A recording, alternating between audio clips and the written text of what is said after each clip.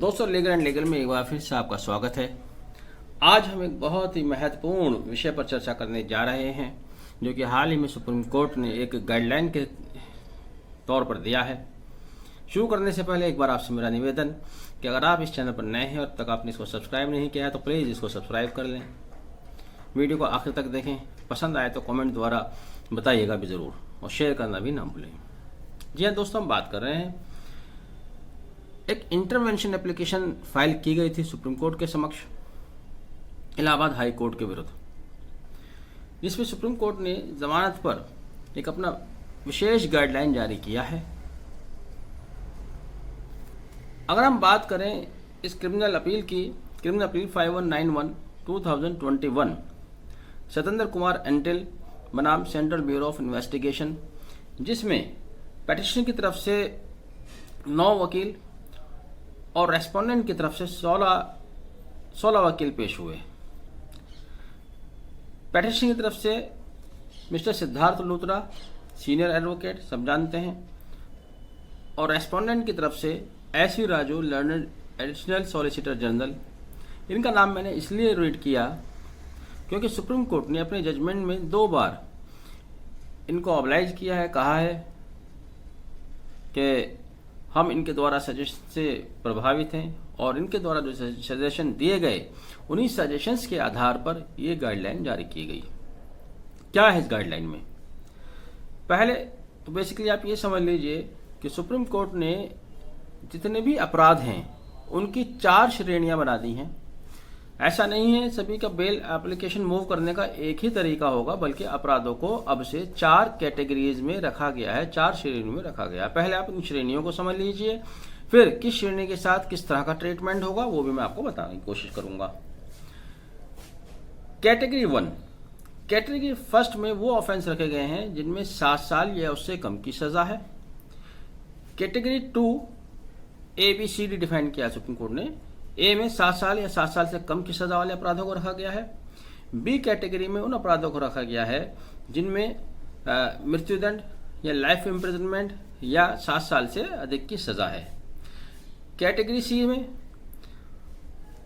उन ऑफेंसेस को रखा गया है जो स्पेशल एक्ट के तहत आते हैं, जिनकी जमानत प्रार्थना पत्र स्पेशल एक्ट में ही मूव की जाती है, जैसे NDPS हुआ, PMLA हुआ, UAPA हुआ, कंपनीज एक्ट वगैरह वगैरह। और सेक्शन डी कैटेगरी डी, चौथी कैटेगरी में इकोनॉमिक ऑफेंसेस रखे गए हैं। अब किस टाइप के ऑफेंस के साथ किस तरह से ट्रीटमेंट किया जाएगा, उसकी बेल को किस कैटेगरी में किस तरह से ट्रीट किया जाएगा, ये मैं आपको बताता हूँ। इससे पहले ये समझ लीजिएगा कि इन कैटेगरीज का बेनिफिट लेने के लिए 2 कंडीशन भी सुप्रीम कोर्ट ने अपनी गाइडलाइन में जारी की हैं। वो कंडीशन क्या है?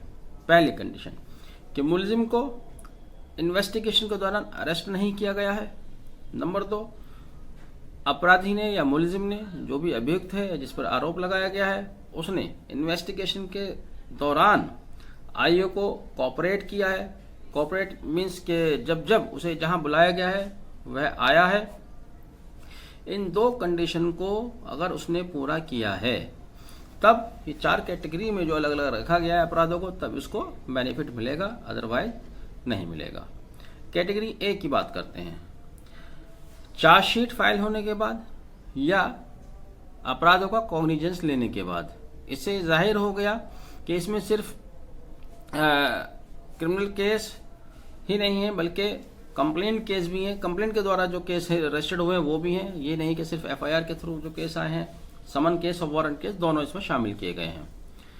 इसीलिए ये लाइन इस्तेमाल की गई, आफ्टर फाइलिंग ऑफ चार्जशीट और कंप्लेंट टेकिंग ऑफ कॉग्निजेंस। ये एक कैटेगरी के बारे में बता रहा हूं। एक कैटेगरी के अपराध जिनमें 7 साल से कम की सजा है, उनमें सबसे पहला स्टेप ये होगा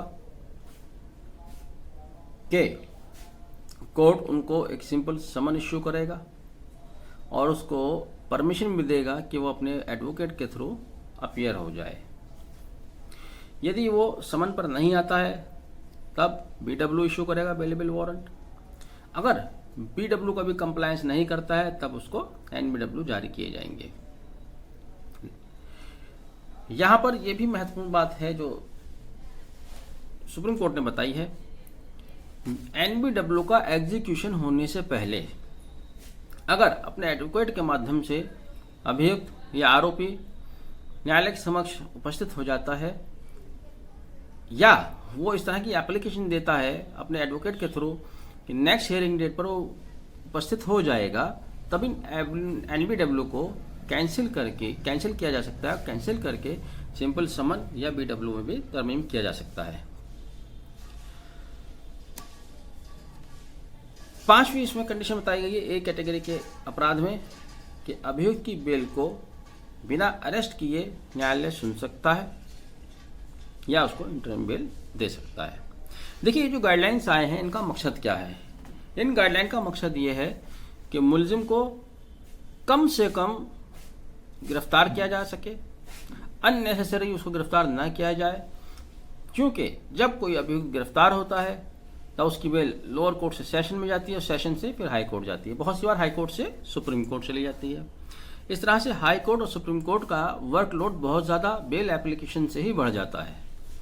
जो कॉन्स्टिट्यूशनल मैटर्स हैं, राइट के मैटर्स हैं, लाइबिलिटीज़ के मैटर्स हैं, अधिकारों के वाद विवाद हैं, वो पीछे रह जाते हैं और कोर्ट का ज़्यादातर समय बेल एप्लीकेशन को सुनने में और उसको डिस्पोज करने में ही निकल जाता है। तो इसके पीछे सुप्रीम कोर्ट की मंशा ये है कि जब भी कोई अपराध रजिस्टर्ड होता है उसमें गिरफ्तारी तभी की जाए जबकि आवश्यक समझा जाए। अब आते हैं कैटेगरी बी और डी। मैंने आपको 4 कैटेगरी के अपराध बताए थे। ए कैटेगरी जिनमें 7 साल से कम की सज़ा है, बी कैटेगरी में 7 साल से ज़्यादा की सज़ा है, डेथ पनिशमेंट है या उम्र कैद है, और डी कैटेगरी इकोनॉमिक ऑफेंसेस। तो यहाँ पर अभी सी छोड़ के चल रहे हैं, बी और डी एक साथ ले रहे हैं हम, जिनमें 7 साल से ज़्यादा की सज़ा है और डी इकोनॉमिक ऑफेंस। उसके लिए क्या प्रोविजन सुप्रीम कोर्ट ने दिया है, क्या गाइडलाइन सुप्रीम कोर्ट ने दिया है? इसमें अगर एक्यूज्ड कोर्ट के सामने प्रस्तुत किया जाता है या आ जाता है तभी उसकी बेल एप्लीकेशन को मेरिट पर डिसाइड किया जाएगा। यानी कि गिरफ्तारी की यहाँ पर भी जरूरत नहीं है। ये भी नहीं कहा गिरफ्तार नहीं किया, ये भी नहीं कहा गिरफ्तार करके लाया जाए। गिरफ्तार करके नहीं लाना है, सीधा से मंशा यही है कि जैसे ही एक्यूज कोर्ट के सामने अपीयर होता है उसकी बेल एप्लीकेशन को एज पर मेरिट डिसाइड किया जाएगा। अब बचते चौथी कैटेगरी, कैटेगरी सी। सी में क्या अलग है?